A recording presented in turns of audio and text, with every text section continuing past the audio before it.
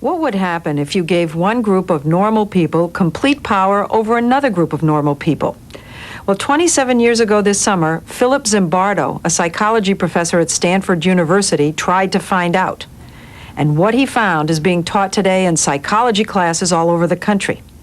It's been called the Zimbardo effect. He started by putting an ad in local newspapers for volunteers. Out of the 75 responses, he chose what he considered to be the 24 most sane and stable. He then set up a prison environment, making half of them guards, the other half prisoners. The division was arbitrary. This is the classified ad that Professor Zimbardo ran in Palo Alto newspapers. Male students needed for a psychological study of prison life. $15 a day for 1 to 2 weeks. What were you hoping to find? What happens if you put good people in an evil place? Does the place or situation win or the people win?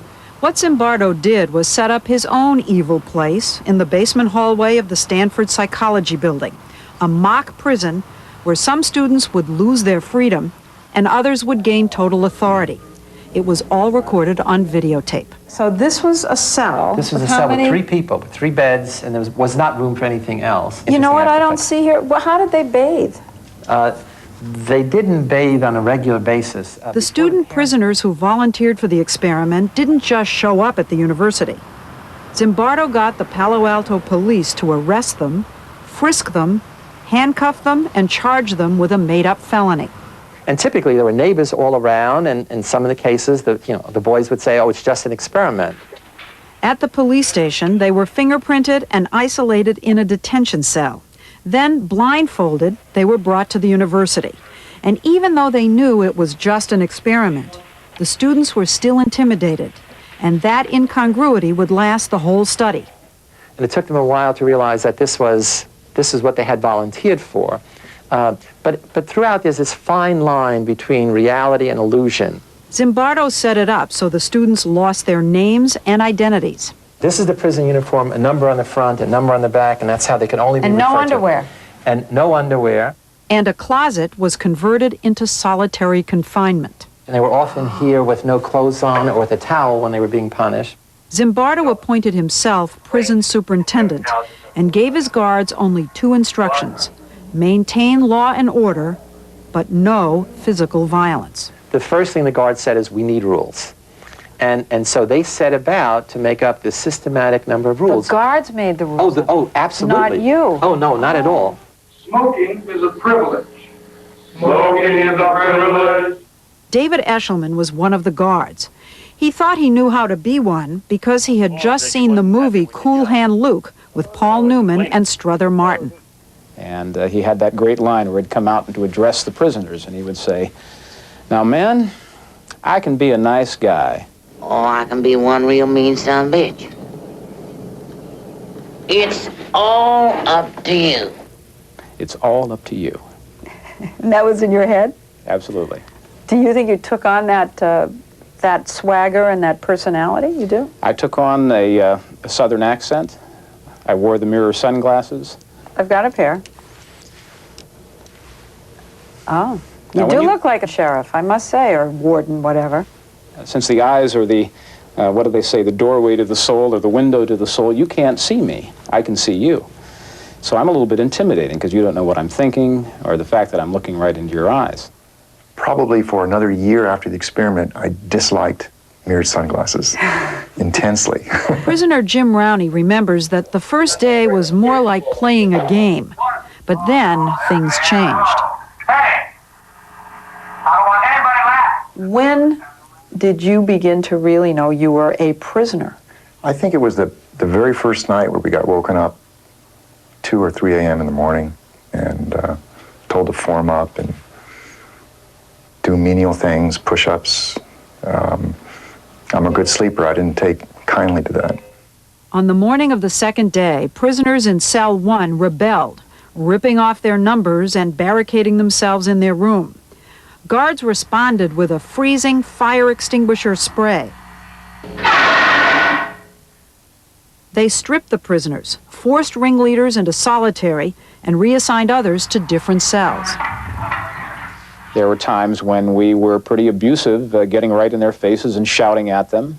And that was part of that whole atmosphere of terror that we set up. Yeah, and no one told you to do that. No. This was a kind of a natural thing that just evolved. Right. With the power that you were given. Right. The guards would get bored. And so they began to play with the prisoners. Prisoners began to be their plaything. And each day, what you did the previous day was old and was not interesting. So they kept thinking of new things to do to entertain themselves. But the things became crueler. Systematically crueler, more sadistic. Did you think that you would have an experiment that would show changes in these people as fast as happened? Oh, not at all. What we were unprepared for was the intensity of the change and the speed. On the second afternoon, one of the rebellion leaders, prisoner 8612, had enough. Jesus Christ, I'm burning up inside, don't you know? His plan was to pretend he was sick, but the prison officials didn't buy it. They called him a wimp and sent him back to his cell. 8612 became hysterical. I can't say that. I'm up. I don't know how to explain it. I'm up inside. Out!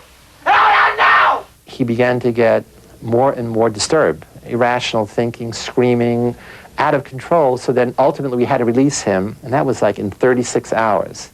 Friends and relatives were scheduled for a visit on the third day, so Zimbardo ordered the cells to be cleaned.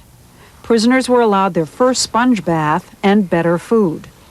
We were told, I think, don't tell them anything about what really is going on. And you didn't? I didn't. A few of the guards were more lenient than others.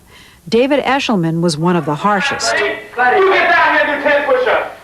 He used mind games to humiliate prisoners, like forcing them to say they loved each other. I love you, 209. Get up close. Get up close. I love you, 209. I did take on a role. I was very much involved in theater at the time and was studying acting. You're trying to tell me that wasn't a natural thing? That's a good question. For me personally, I don't think it's a natural part of my personality. It's really the opposite of the way I conduct myself now. How harsh do you think you were?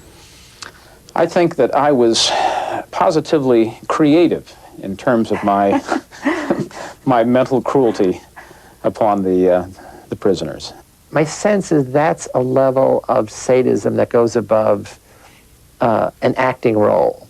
That is, you know, the belligerence, the having them do push-ups, the sit-ups, cleaning toilet bowls, it goes beyond the constraints of the role. You never had second thoughts about the way you were acting. You never said, God, what's happening? I'm turning into a monster here. I think there were a time when I said, how far will these prisoners let me go? Because the one thing I noticed about them is that they never stood up for themselves and their own rights or dignities. And all any prisoner would have to say is, hey, this is an experiment, knock it off, okay? And I would have stopped. Did you ever say to him, hey, I'm just another college guy like you. What do you know, get off it? Remarkably, no. I think that's probably the most surprising thing to me. Do you have any idea why? You're not the only one. No one ever said it in the entire experiment. No, I don't. We just forgot to say, I quit. It was a job. No one ever said, I quit. By the fifth day, 4 prisoners, one by one, had broken down to such a degree they were released. Jim Rowney was next. I think that I was a kind of a picture of stability throughout most of the experiment. And when I showed signs of cracking, of not doing well, of desperation and severe depression, I think that that's when they started realizing things were out of control. They got scared. I think so. Why didn't Professor Zimbardo stop the study? Because he was not only a researcher, he was acting as the prison superintendent, and even he succumbed to the cruelty of the environment. That night, Zimbardo invited one of his graduate students, Christina Maslach, to the mock prison. 5 prisoners in chains marched by Zimbardo's office with paper bags over their heads. And so Phil came over and he said, "My God, look, you know, see this thing over here." And I looked up and I just began to feel sick to my stomach. I had this just chilling, sickening feeling of watching this. And I just, you know, I just turned away. I said, "What's the matter? Come on, look. I mean, this is really fascinating stuff." And then she said the classic line, I think it's terrible what you're doing to those boys. What she's saying is, you are responsible. Those are not prisoners. Those are not students. Those are not subjects. They're boys. And I just let loose in this emotional tirade. I just lost it. I was angry. I was scared. I was in tears. At that point I said, we have to end it, obviously. Is what you did to those students ethical? Now, Leslie, that is the tough question. And it's actually one I've been grappling with for many, many years, because there's not a simple yes, no answer. That we learned a lot from doing this research. A lot of good came out of it. And there are a lot of positives. But the bottom line on the other side is boys suffered. Zimbardo's experiment could not be done today because researchers have far more stringent rules of ethics involving human subjects. But back then, it took Zimbardo less than 6 days to show how an oppressive environment can transform people. Well-educated, sane, healthy, normal people. Right, because we like to think that's a buffer against this. We like to say, well, third world people, those people might do it, dumb people might do it, poor people might do it, ghetto people might do it. And the answer our study says is, no, we might do it, I might do it. Nazi Germany, Cambodia, Rwanda, can you turn an entire country into the prison environment that you created here? Well, the sad thing is that's what we're seeing. We've seen it in Rwanda, we've seen it in Bosnia.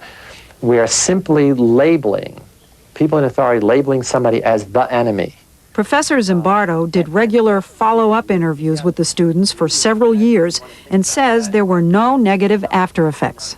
Anything that anybody did in the study, they saw other people doing the same thing. So it's not like I'm the only one. So we were able to say a number of you behaved badly, both prisoners and guards, but it's diagnostic of the power of the situation, not diagnostic of something wrong with you. Today, former prisoner Jim Rowney developed software for a computer firm. Number 8612 works in the prison system as a psychologist. Professor Christina Maslach teaches psychology at the University of California at Berkeley and is married to Professor Philip Zimbardo, whose students line up every semester to take his popular courses. And former guard David Eshelman, he owns a mortgage company. I definitely made mistakes and I went too far. I do not deny that I have the capability, given the right situation, to become that kind of a character again. And I think everybody has that capability, and that's one of the scary things, I think, about that experiment. You take very normal people, you give them absolute power, what do they do with it?